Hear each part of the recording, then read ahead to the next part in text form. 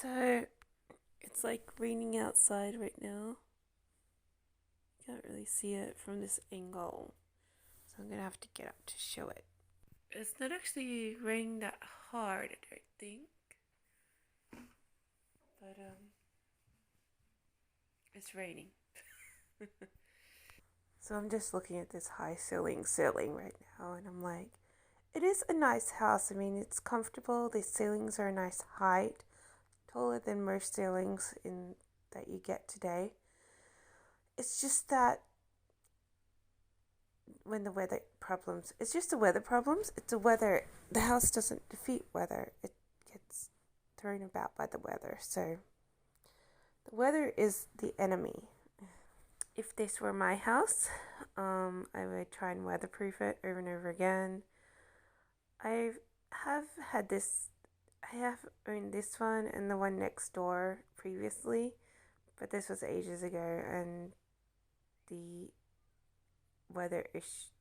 I think it was the weather issues or something. Something made me stop from owning it, anyways. And yeah. So even I've had my day out in the country. I've lived here. I've lived on the road. There's like this big embankment of trees. I owned a house that was buried in the trees. I owned a house at this degenerate wood place on the way to somewhere. Between here and Anango, I guess. I wasn't allowed to live there um, because of the politics. Um, I was sort of being bullied around a little bit. But yeah, lived at Nanango, lived at, what do you call it? What's it called? Kingaroy. But things are really expensive, I mean, generally. If you can't afford it, you'll fail. I've literally failed around, I probably have owned around 60 properties sometime, but, short lived. But I was thinking today when I was looking at the ceilings, oh, I miss the first house that I bought because it was kind of cool. It was really outrageous. The architecture wasn't anything like planned, but it was kind of cool. I just needed more money and I would have stayed there, but now where it was is just a car park. So, yeah. But still, if I managed to get a job, keep it, that could have kept me happy. I mean, it wasn't perfect or anything, but it was a nice house and it's good to show off, and not just show off, but it was a nice house and it was pretty intact, just needed more weatherproofing against the cyclones. If you can get a handle on that, you could have reigned supreme.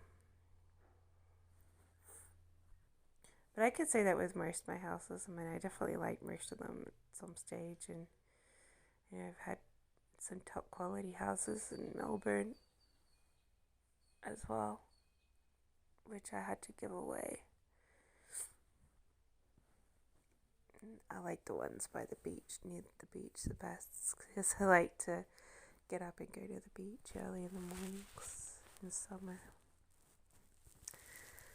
But now I'm houseless. I don't have a place to live. So I'll probably have to get back on the bandwagon of trialing things and try not to pick something that I've picked previously, because the previous ones had weather problems. But I still like most of the places I lived. I just couldn't afford it. And I still can't afford it, which is why I should be doing other things to try and make money. But I know. I keep thinking a lot of times passed and this and that. I was actually lucky I wasn't interned previously. But I don't know. I don't really know what my thing is, but I know I should be getting up and getting on the computer. And then I'd do a couple hours before 9, and then I've got all day free. If I kept to that kind of scheduling, I'd be like, okay,